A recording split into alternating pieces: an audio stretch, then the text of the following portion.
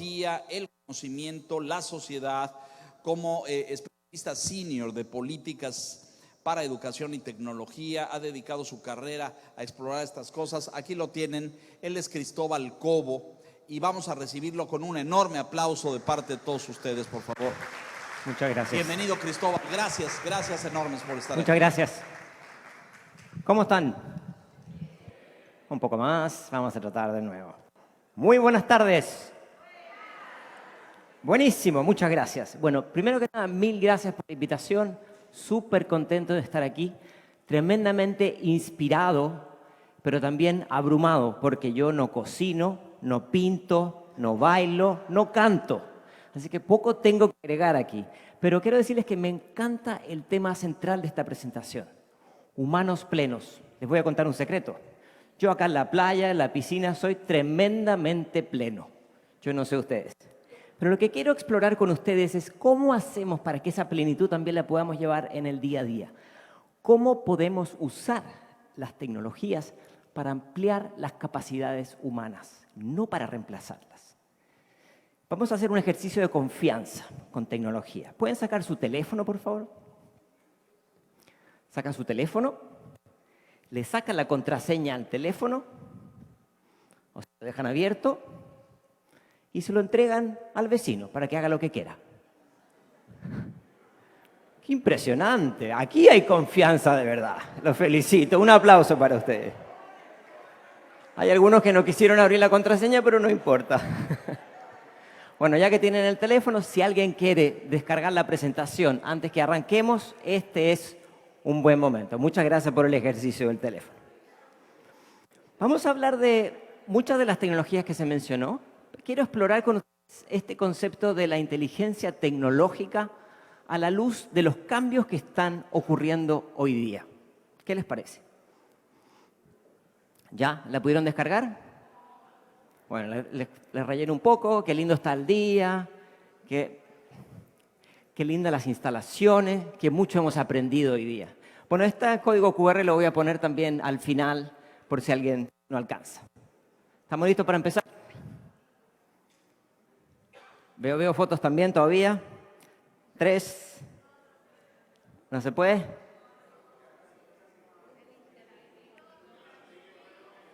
Bueno, ¿qué les parece si yo les envío la presentación cuando acaba la sesión? ¿Les gusta eso? ¿Tenemos? Ah, mucha tecnología, pero el atril. Perfecto. No era una solución tecnológica, era un problema de hardware.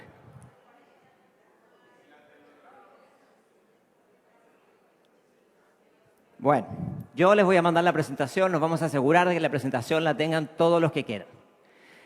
El año que estamos viviendo, que estamos atravesando ya la mitad, es un año interesante porque se ha convertido en un momento en que pareciera que la riqueza del proceso de aprendizaje entre personas se convierte en un privilegio. ¿Y a qué me refiero con esto? Hice un ejercicio antes de llegar acá donde le puse a una herramienta de inteligencia artificial la pregunta, ¿qué significa aprender con tecnología, con inteligencia tecnológica, que es un concepto que vamos a explorar? Y me dio la imagen 1, la del medio. Es una imagen un poco terrorífica, no sé qué le parece a ustedes, pero me dejó bastante inquieto. Después probé con otra herramienta que está ahí y puse el ejemplo y me dio el ejemplo 2, que no arregló mucho la situación. Pero le volví a preguntar a otra herramienta que se llama Image Creator y me puso la 3, que me gustó más, que es cuando personas aprendemos de personas. Puede haber más o menos tecnología, pero lo que no se puede reemplazar es la posibilidad de aprender de otros y con otros. Así que yo creo que esa puede ser la primera idea con la que podemos arrancar. Y hace un momento se hablaba de los teléfonos y quise comenzar con esta imagen que es una fotografía de lo que está pasando hoy día en muchas partes del mundo por distintas razones, los resultados de la prueba de OECD, los resultados de algunas inquietudes de alarma de que dicen los teléfonos tienen que salir del aula. Y creo que hay muchos países que hoy día están en esa discusión.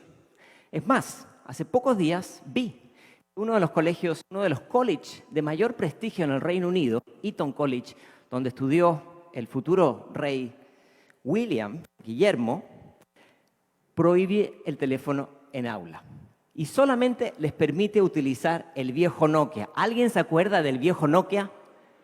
No me miren con cara de que yo soy más joven que eso. ¿Alguno de ustedes utilizó el Nokia? Yo por lo menos lo usé. Era fantástico el juego de la concunita. Bueno, una de las preocupaciones es que los dispositivos son herramientas que mal utilizadas pueden llevar a la distracción y entonces van a un proceso de desescalar la tecnología, que es bien interesante. Pero ¿por qué yo vengo a traer el ejemplo del teléfono? No vamos a hablar tanto del teléfono. Porque hace 15 años o 20 años parecía que todo aprendizaje tenía que ser con el teléfono en la mano.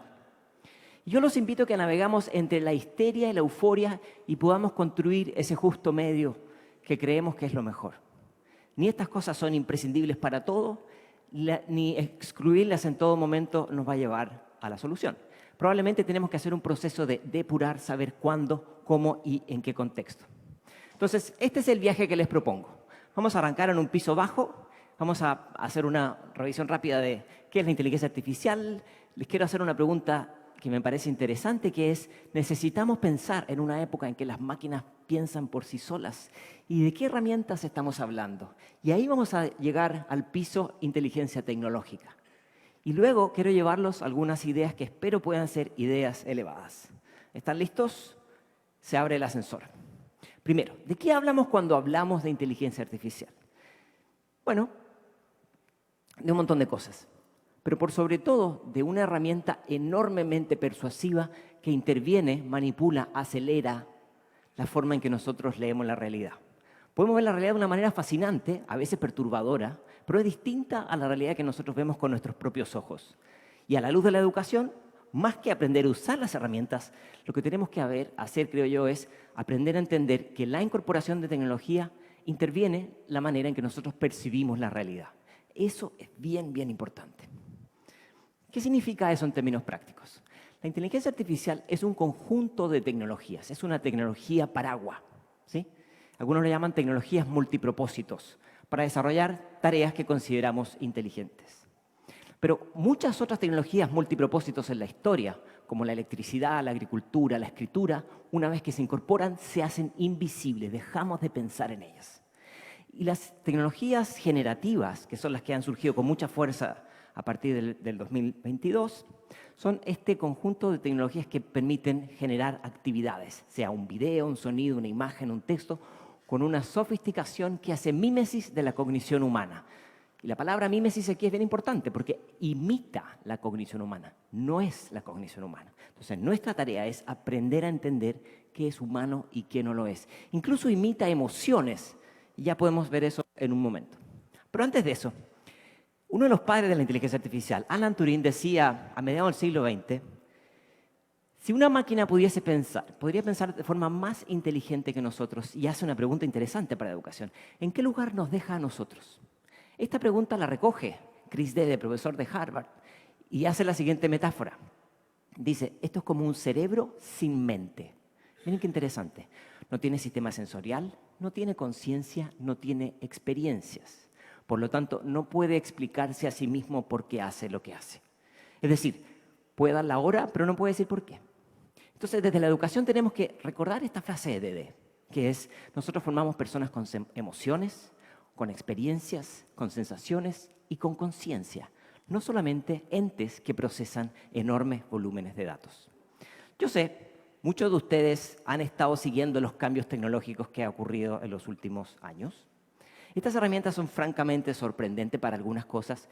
Escriben, reescriben, traducen, cambian el tono, resumen, etcétera, etcétera.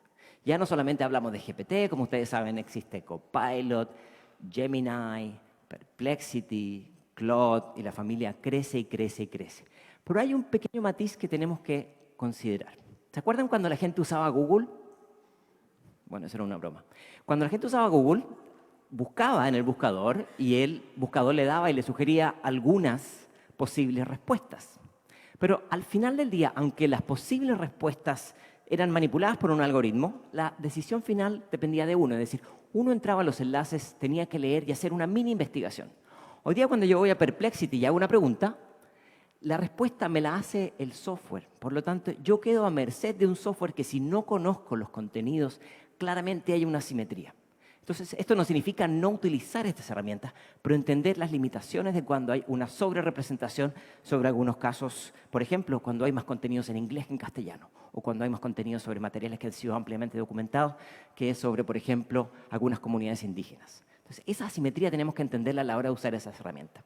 Lo que está surgiendo en las investigaciones recientes, este es un estudio que se publicó recién ahora en mayo en Estados Unidos, a 1.000 estudiantes, 1.000 profesores, 1.000 padres, es que primero hay una adopción rapidísima. Segundo, hay un enorme entusiasmo. ¿Sí? Lo están utilizando docentes para planear, para hacer diseños o borradores de evaluaciones, para hacer reportes. Ya voy a mostrar algunos ejemplos. Y hay en general una sensación positiva. Sin embargo, también hay preocupación. ¿Por qué hay preocupación? Primero, porque hay capacitación insuficiente a la comunidad docente. Y segundo, porque no siempre están las directrices para saber qué es buena idea utilizar y qué cosa quizás no es tan buena idea utilizar. Y yo lo que quiero es tratar de dar algunas herramientas. Alguien hizo esta taxonomía. Yo sé, es un poco árida, no vamos a entrar en detalle. No lo permite la circunstancia. Todos estamos pensando en comida, pero hay una sola cosa que me interesa que nos acordemos. Estas herramientas pueden servir no solamente para ayudar al estudiante, pueden servir para ayudar al docente y pueden servir para minimizar o automatizar algunos procesos administrativos cuando los sabemos utilizar bien y en su contexto. Parafraseando a Steve Jobs, esto es como una bicicleta para el cerebro. Lo que no tenemos que hacer es que se convierta como una almohada para el cerebro. No queremos desplazar las capacidades cognitivas. Entonces, necesitamos pensar en una época donde muchas de estas máquinas parecen pensar por nosotros. ¿Se acuerdan de Daniel Kahneman, premio Nobel de Economía, que recientemente falleció? Él hizo una distinción muy interesante del proceso de pensamiento. El pensamiento 1 es pensamiento rápido, intuitivo, que a veces se equivoca, y el pensamiento 2 es más gradual, es más reflexivo, está más basado en la experiencia, en la sabiduría y se equivoca menos. Si este tipo de tecnologías la utilizamos para acompañar el pensamiento 1, yo no veo tanto problema. Pero si la queremos utilizar para reemplazar el pensamiento 2, entonces tenemos algunas tensiones. Dicho de otra manera, por mucha inteligencia artificial o tecnologías que nosotros utilicemos, aprender a pensar no es algo que debemos desplazar en las tecnologías. Déjenme dar un ejemplo. Hemos hablado en la mañana de botellas. Alguien habló de botellas, de procesamiento de materiales reciclajes. Entonces, imaginemos que queremos tratar el tema del medio ambiente. Lo primero que hay que hacer es aprender a delimitar de qué momento del medio ambiente queremos hablar, del calentamiento global o de materiales reciclados. Después vamos a hacer un diagnóstico. ¿Sí? ¿Qué dice la evidencia sobre eso? ¿Qué se sabe y qué no se sabe? Y luego vamos a descomponer el tema, por ejemplo, de tratamiento de botellas y lo vamos a descomponer con respecto a qué botellas, qué usos, para qué prácticas. Y entonces vamos a reformular el problema bajo una lógica más específica. Es decir, estamos acompañando el proceso de aprender a pensar, especialmente en edades tempranas. Voy a dar un ejemplo. 2 ejemplos en realidad. A la izquierda van a ver aquí el próximo teléfono que va a lanzar iPhone, que supongo que va a ser en septiembre, donde uno puede hacer operaciones matemáticas con la tableta de notas y el algoritmo reconoce qué operación es y le da la respuesta. ¿Se entiende? Yo no he terminado de hacer nada y ya me responde. Ni siquiera tengo que apretar Enter. Quiero mostrarles el ejemplo 2, que es bien distinto. El ejemplo 2 es una chica que se pone unos lentes de realidad aumentada y esta realidad aumentada tiene un tutor remoto que la asiste. Vamos a ver cómo se ve este ejemplo número 2.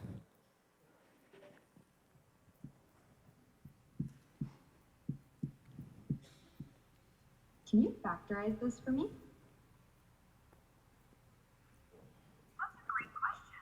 The factorization is x plus 1, x plus 5.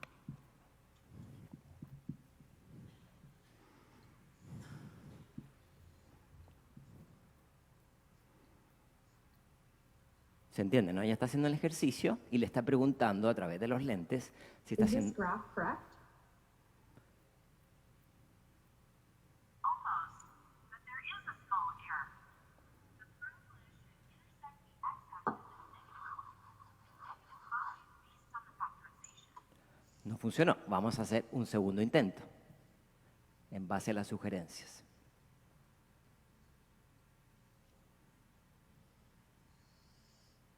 Is this correct?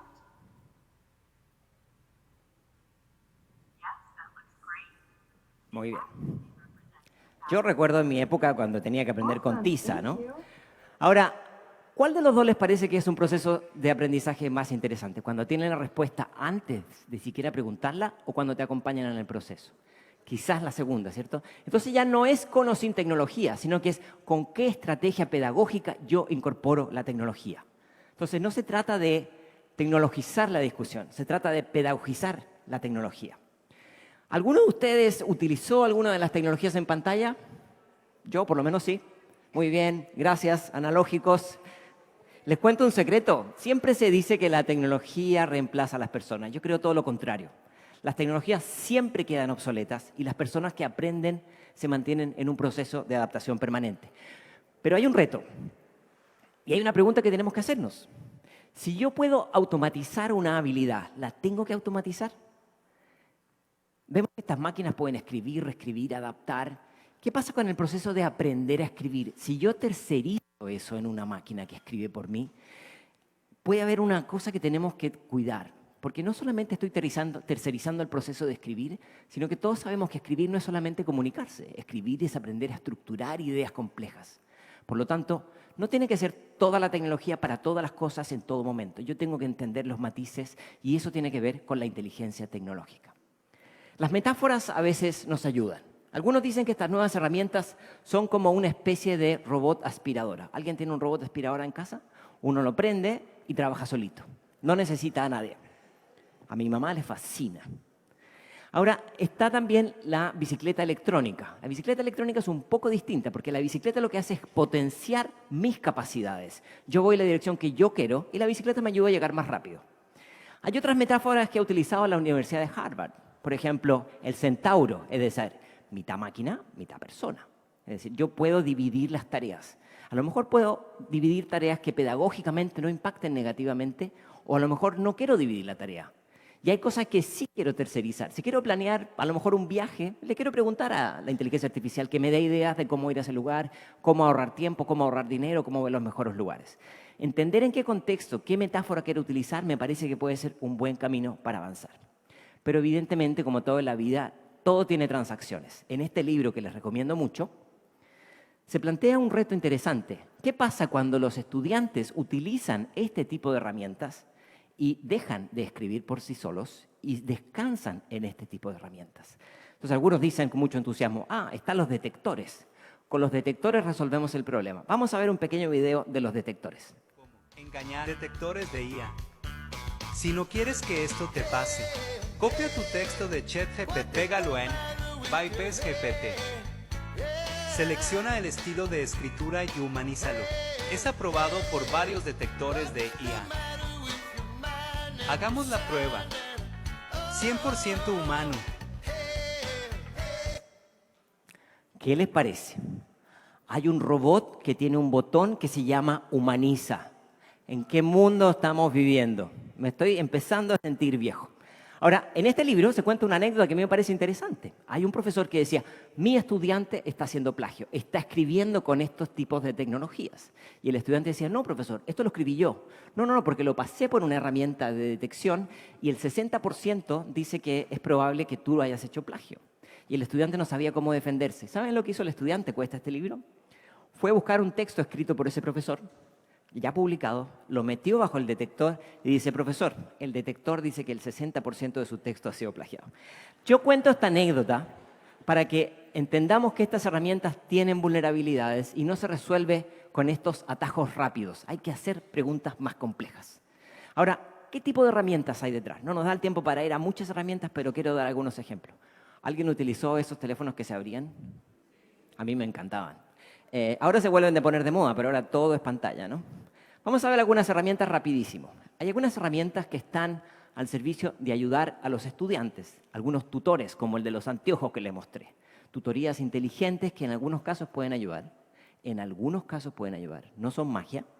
Hay algunas herramientas que nos ayudan a hacer una corrección más rápida de evaluaciones, por ejemplo. Y hay herramientas que ayudan al docente, y este es el ejemplo que les quiero mostrar, para hacer planeación de lecciones. Vamos a ver esta herramienta que se llama Magic School. Vamos. Perdón, ¿podemos? ¿Hola? ¿Intentamos de nuevo? 3, 2, 1. ¿Eres maestro? Utiliza la inteligencia artificial en clase. Ingresa desde tu buscador a magicschool.ai. Regístrate para obtener una cuenta gratis. Una vez dentro, descubrirás la magia de la inteligencia artificial. La página está en inglés, pero te recomiendo cambiar la configuración del idioma al español. Eso sí, cuando vayas a darle las indicaciones que deseas, hazlo en inglés para tener una mejor respuesta y poder interactuar con Reina, preguntando tus dudas sobre lo que te arroja y después traducirlo al español. Puedes crear planeaciones completas, diseñar material didáctico, poner videos de YouTube y que genere preguntas de reflexión, hacer rúbricas, exámenes, hasta puedes pedirle que haga bromas para incluir en tu clase. Mi parte favorita es que si tienes alumnos con alguna necesidad educativa, puedes ingresar detalladamente su diagnóstico y tus observaciones de clase, describir el contexto en el que se desenvuelve y te dará un documento que te sugiere cómo trabajar con ese alumno dentro de tu clase y hasta en qué lugar deberías de sentarlo. Puedes hacerle preguntas de las dudas que tengas y te resolverá todo. Descubre todo lo que puedes crear con inteligencia artificial estas vacaciones. Bueno, a ver, ¿qué les parece? Un robot que te da los chistes para decirle a los estudiantes. Bueno, yo creo que hay que tenerlo en el radar. Esta es una de las herramientas que más se está utilizando hoy día. La empresa dice cerca de 2 millones de docentes. Tiene un modelo freemium, es decir, se puede utilizar para experimentar. Yo no trabajo para ellos, pero lo dejo para que lo tengan en el radar, solamente por eso. Hay otras herramientas, por ejemplo, a quien le cansa hacer PowerPoint, pueden utilizar Gamma, por ejemplo. Ustedes escriben un buen prompt y les prepara una presentación para ustedes. Es muy útil y si no les gusta alguna diapositiva, también corrigen el prompt y es de enorme utilidad. Otra herramienta que me parece muy útil se llama ChatTube. Esto se instala en el navegador y usted cuando ve un video en YouTube le puede preguntar cosas al video. ¿Cómo se puede preguntar cosas a un video? Bueno, ¿de qué trata el video? ¿Cuáles son las conclusiones? ¿Quién habla? ¿Cuáles son los ejemplos que se da? ¿No? Es una manera adicional de consumir información. Y el tercer ejemplo, este es un poco más complejo porque este es un ejemplo que está pasando mucho.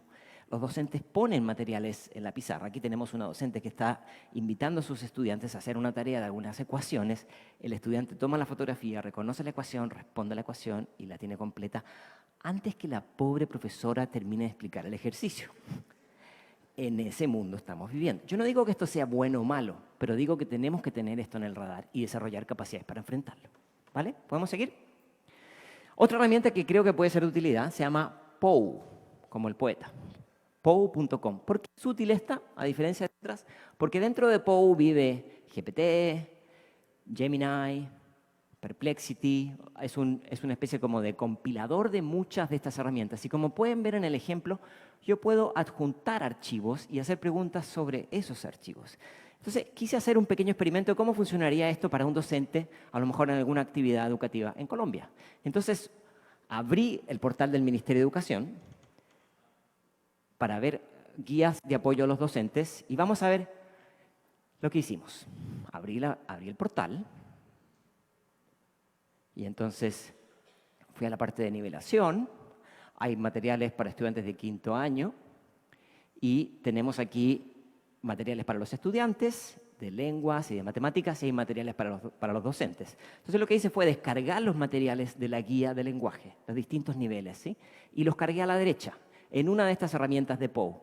Y le dije, en base a los materiales y las guías docentes, prepara un ejercicio práctico para estudiantes de 5º sobre lectura crítica. ¿Sí?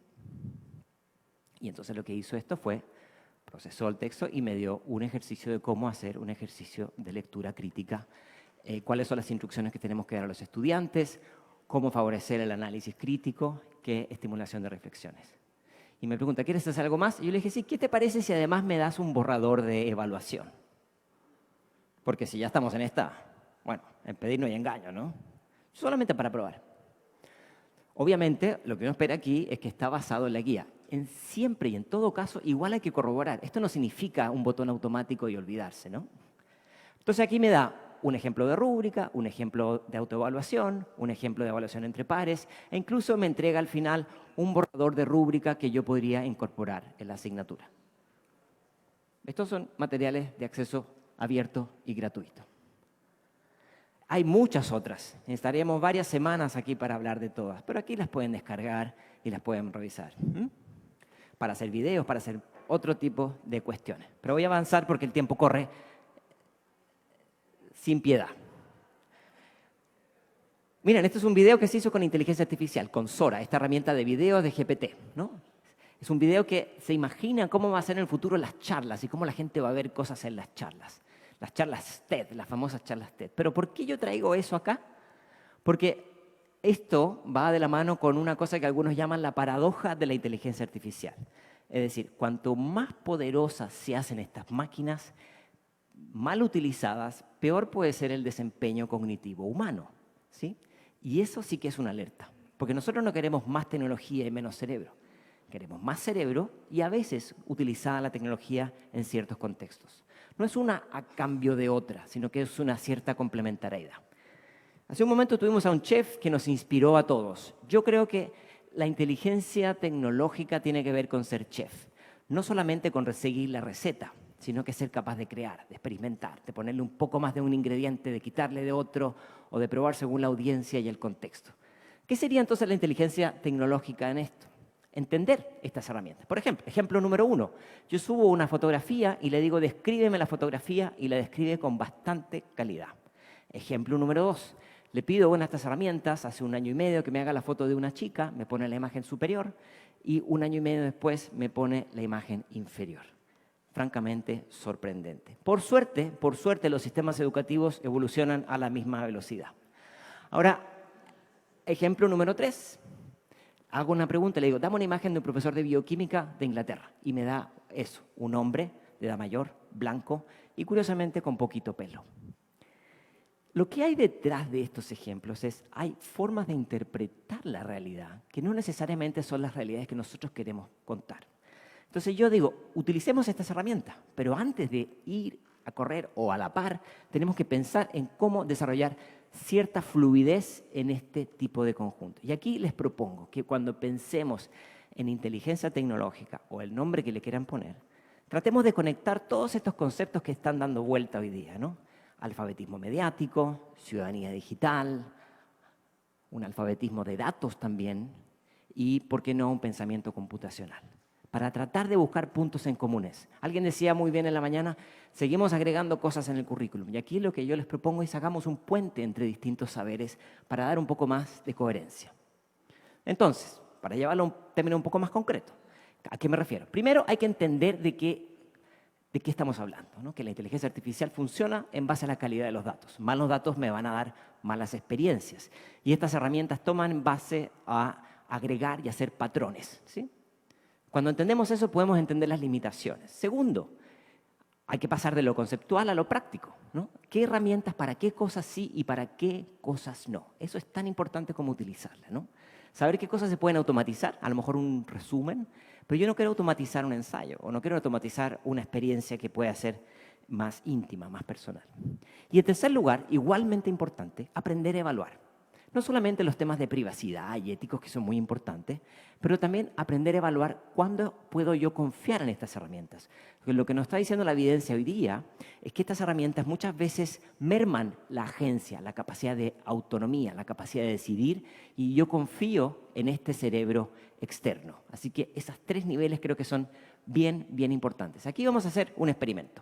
Yo creo que la alfabetización en estos campos tiene que ver con saber cuándo la tecnología se trabaja y produce contenidos con humanos, cuándo son humanos solamente y cuándo es solamente tecnología. Les voy a poner 2 ejemplos y un video, ¿está bien? Y luego me dicen a cuál corresponde cuál. Vamos.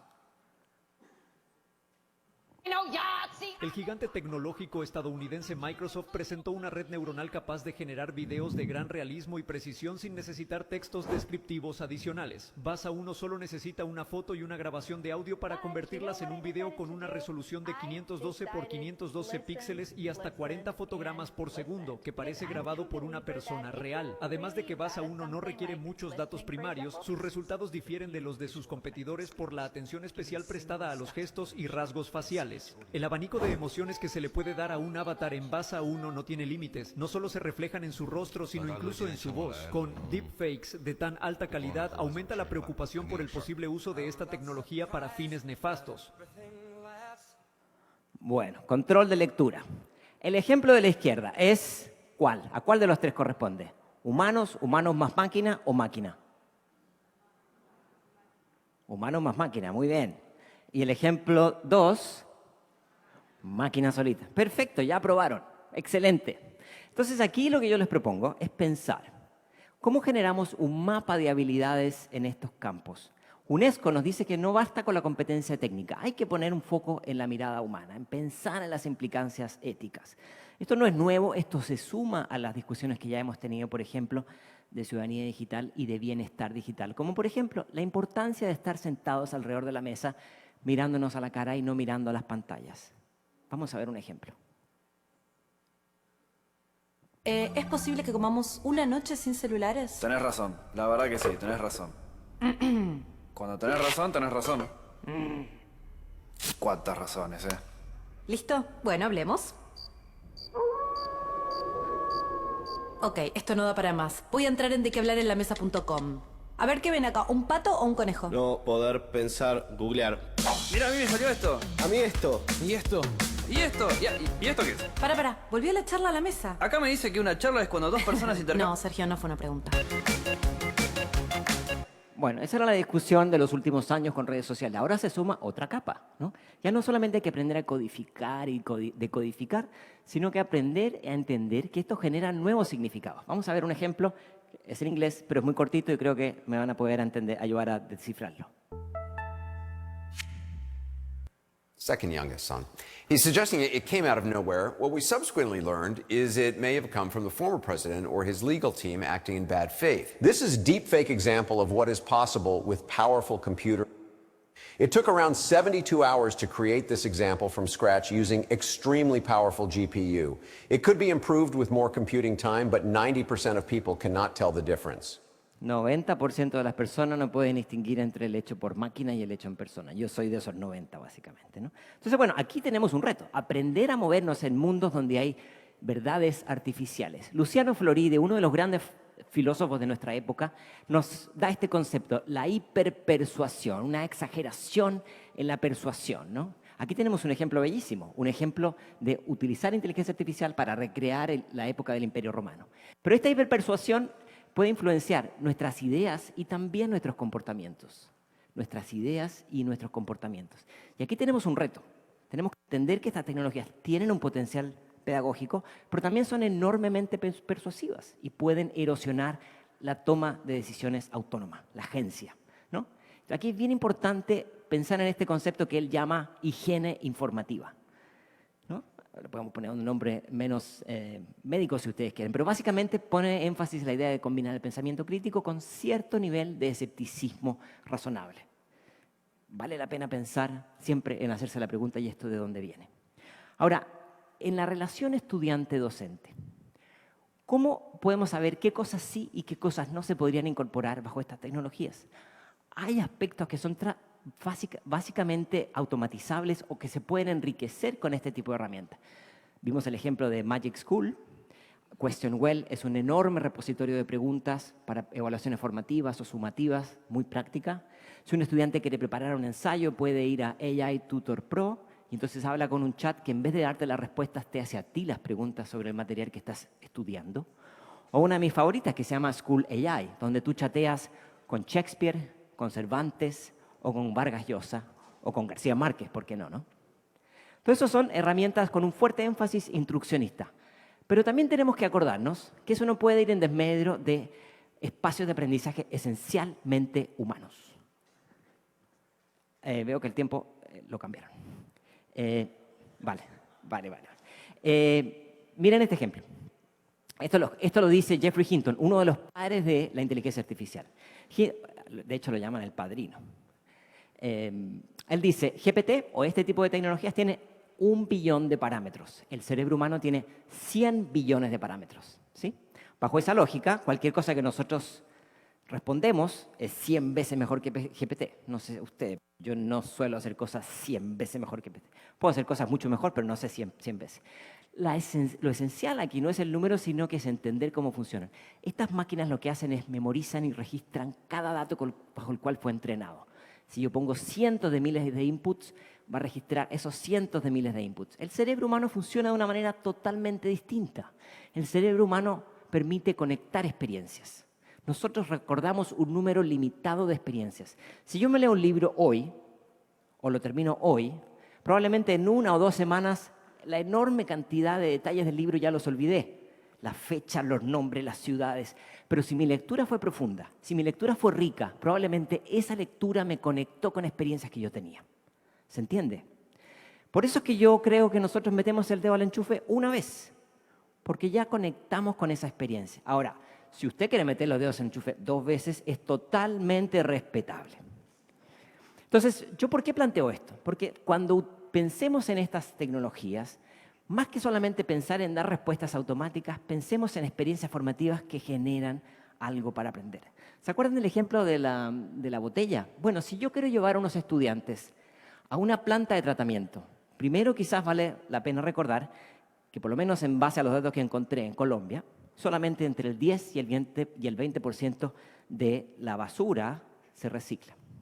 Entonces, si yo veo y lo llevo a un estudiante a una planta de tratamiento, él o ella va a tener que entender y procesar cómo se utiliza, a dónde llega esa botella, va a tener que entender que algunas botellas se pueden reciclar y otras no. Y entonces va a recordar y procesar eso. Y eso le va a permitir gestionar la experiencia que vivió para el día de mañana poder decidir qué botellas priorizar y qué botellas no. Y dentro de eso hay un proceso de razonamiento crítico. Es una experiencia aplicada con conocimiento. Entonces, estas tecnologías son muy útiles para saber en qué pensar. Pero cómo pensar, el docente juega un papel fundamental que no es desplazable. Entonces, yo puedo utilizar estas herramientas, por ejemplo, para actividades básicas. Una baja contribución cognitiva para hacer algo o cosas que requieren mucho esfuerzo. Pero si yo la cruzo con IA, por ejemplo, una baja contribución cognitiva y una baja contribución de inteligencia artificial, tengo simplemente error, no me sirve para nada. Si tengo baja contribución cognitiva y alta contribución de inteligencia artificial, tengo la zona roja, que es un problema, porque en verdad hay riesgo de plagio, hay riesgo de integridad. La zona más interesante está arriba, donde hay, por ejemplo, baja contribución de la inteligencia artificial, pero alta contribución cognitiva, y yo la puedo utilizar para corregir formato, para traducir. Y la parte más rica es alta contribución cognitiva y en algunos casos alta contribución de inteligencia artificial en un proceso mucho más interesante. Déjenme hacer un pequeño zoom en la zona azul, que es la más interesante. Perfecto. Entonces veíamos baja contribución de la inteligencia artificial, pero alta contribución cognitiva. Bueno, me sirve para formatear, para traducir, quizás para resumir, para replicar. Pero cuando tengo alta contribución, donde yo se usa la herramienta, pero yo no renuncio al proceso creativo, reflexivo, yo puedo cuestionar, puedo remezclar, puedo actualizar, puedo expandir. Lo que no hay que olvidarse es, en ninguno de estos escenarios está en cuestión la responsabilidad. La responsabilidad siempre es de la persona. ¿De dónde se sacó el texto? Si se corroboró el texto, ¿cuál es la veracidad? Identificar las fuentes, corroborar, corroborar, corroborar. ¿Sí? ¿Se entiende? Buenísimo. Entonces, frente a la pregunta, ¿quiero utilizar estas herramientas en mi experiencia formativa?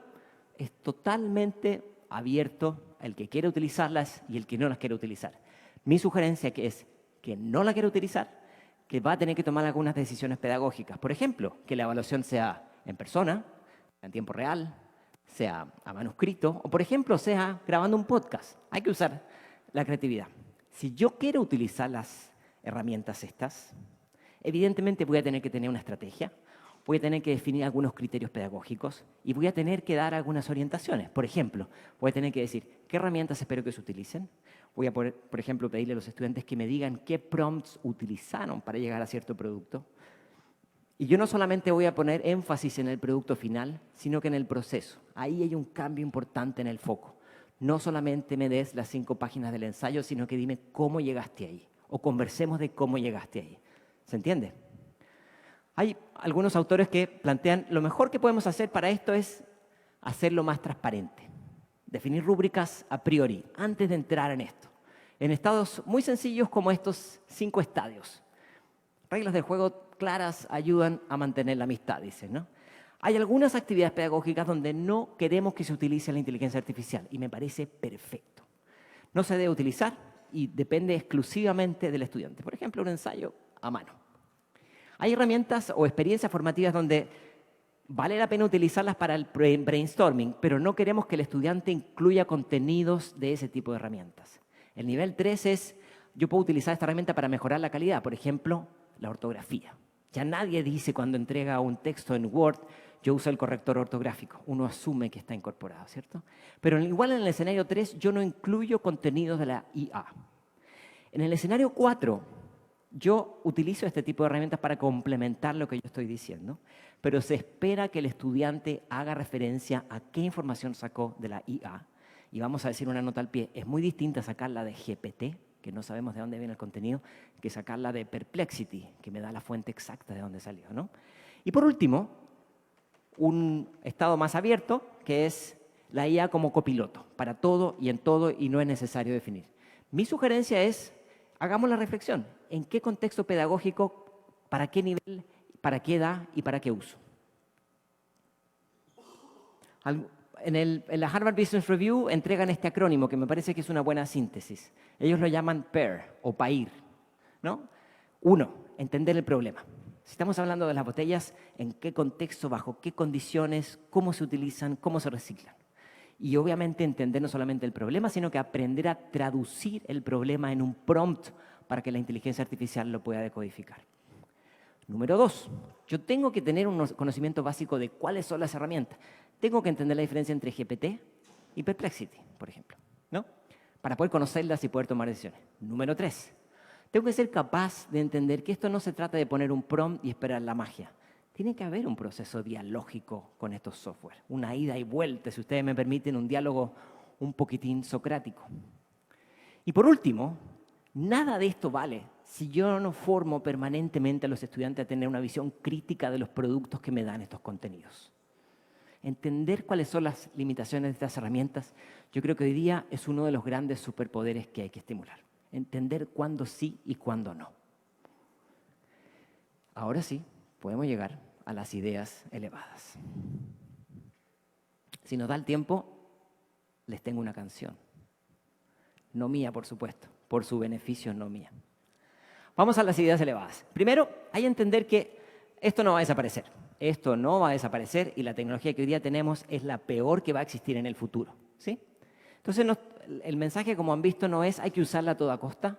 Hay que saber en qué circunstancias y bajo qué momentos. Pero esta frase de Nielsen me parece que nos ayuda. En vez de mandar cartas, como han hecho algunos, decir en los próximos 6 meses que nadie toque estas tecnologías, quizás pensar que el precio de la luz es menor al costo de la oscuridad. Abrirse a este nuevo contexto y entender las circunstancias, los contextos y las prácticas. Segundo, 4 cosas que creo que son útiles. Primero, nada de esto se incorpora si no hay tiempo. El tiempo es fundamental para distinguir y decidir bajo qué circunstancias vale la pena cambiar, modificar, enriquecer las formas de adquirir o desarrollar conocimiento. En segundo lugar, pensar qué cosas nosotros queremos automatizar y qué cosas no queremos automatizar. A lo mejor un resumen de una cosa que no va a tener una implicancia pedagógica, que es solamente un proceso administrativo, vale la pena discutir si lo queremos automatizar. ¿Qué cosas no queremos automatizar? Es la discusión que yo creo que vale la pena tener. Tercero, y esta creo que es una regla de oro, nunca desplazar la cognición humana. Es decir, nunca desaprovechar una buena oportunidad para estimular no solamente el pensamiento crítico, la intuición, la curiosidad y el sentido común. Y por último, entender que desarrollar un nuevo lenguaje no es solamente aprender los aspectos técnicos, sino que también los aspectos éticos en un mundo donde va a haber cada vez más desinformación. Como estamos en un momento de tránsito, todo momento de tránsito genera confusión. Algunos se sienten más excluidos y tenemos que buscar que esto no sea una tecnología que excluya.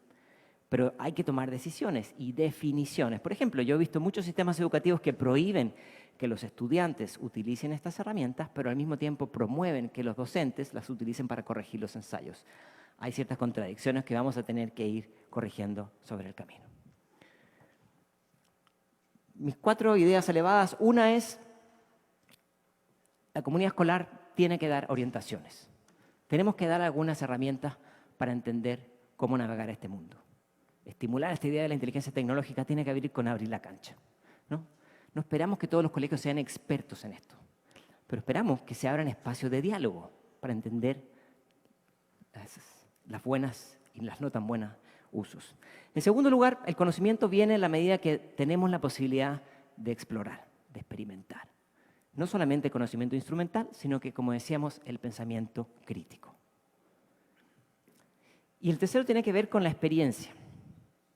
Muchos de los procesos de formación en tecnologías están tremendamente divorciados de lo que ocurre en el aula con los problemas del docente. Tenemos que buscar maneras que esto dialogue con las problemáticas que están los docentes en el día a día.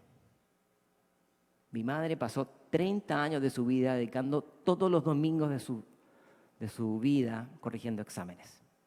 A mí me encantaría que ella haya podido salvar 15% de su tiempo con estas herramientas. No para reemplazar, pero para complementar.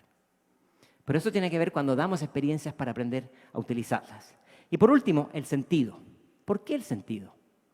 Porque estas herramientas mal utilizadas o subutilizadas pueden pasar sobre algunas personas, pueden cruzar líneas éticas, pueden cruzar líneas de protección de los datos o de la privacidad. Entonces, tener esta salvaguarda siempre es bien importante. No es un tema complementario, sino que es un tema central. Ahora les quiero contar una anécdota, ahora que estamos hablando tanto de estas tecnologías. Hace poco me tocó ir a un congreso sobre automatización. Un congreso súper interesante donde explicaba los cambios que va a ocurrir en la sociedad. Y cuando termina el congreso, quise subir al segundo piso del congreso a tomarme un café. Me subo al ascensor y había un ascensorista. Entonces yo iba a apretar el botón 2 y el ascensorista me miró con cara de... Y fue él y apretó el botón. Llegamos juntos en este gran viaje hasta el piso 2. Le agradecí al ascensorista y me fui y me quedé pensando... Vaya ironía, en un congreso de automatización hay un señor que procesa el ascensor. Entonces me puse a investigar. ¿Cuándo se crean los ascensores? Los ascensores son viejísimos, son de mediados del siglo XIX, pero tomó 40 años que empezaran a automatizarse. Al principio solamente tenía que haber un operador. Pero fíjense, aquí hay una parte interesante. Aunque estaban automatizados a comienzos del siglo XX, del siglo XIX, la gente no se animaba a usarlos, les daba miedo. Esta caja que se mueve, que suena, que tiembla, que no tiene ventanas, ¿no? Tuvieron que pasar otros 50 años y un montón de factores sociales. Por ejemplo, que hubo una huelga en Nueva York donde los ascensoristas dijeron que no querían trabajar hasta que mejoraran las condiciones. Hizo que más gente se animara a probar los ascensores, mejoraron los mecanismos de seguridad y la gente empezó a tener menos miedo y inquietud de los ascensores. Es decir, hubo un desfase grande entre el cambio tecnológico y la adopción social. ¿Se entiende? Y nosotros tenemos que hacernos cargo en ese cambio. En educación tenemos que hacernos cargo de ese cambio. No gana el que llega primero, sino que gana el que llega con más gente al otro estadio. Entonces yo con eso los quiero llevar a mi canción. Me miran con cara de como si dijo que no canta, ¿por qué va a ser una canción? Porque quise hacer una canción con una herramienta de inteligencia artificial sobre este congreso. ¿Funcionará? Entonces, bueno, si alguien no pudo descargar la presentación, ahí la pueden descargar y vamos a poner la canción a ver qué nos dice IA sobre el evento de 1I aquí en Punta de Cana. ¿Estamos bien?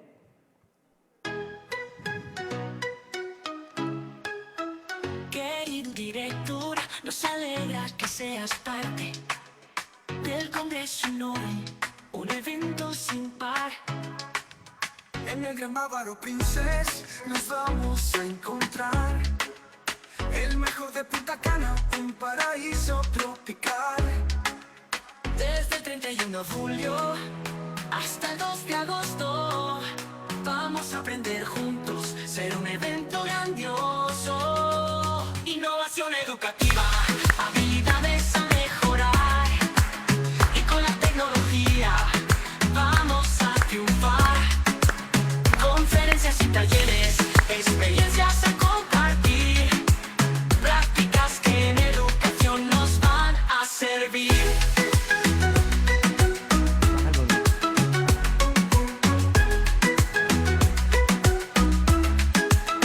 Una transforma el colegio.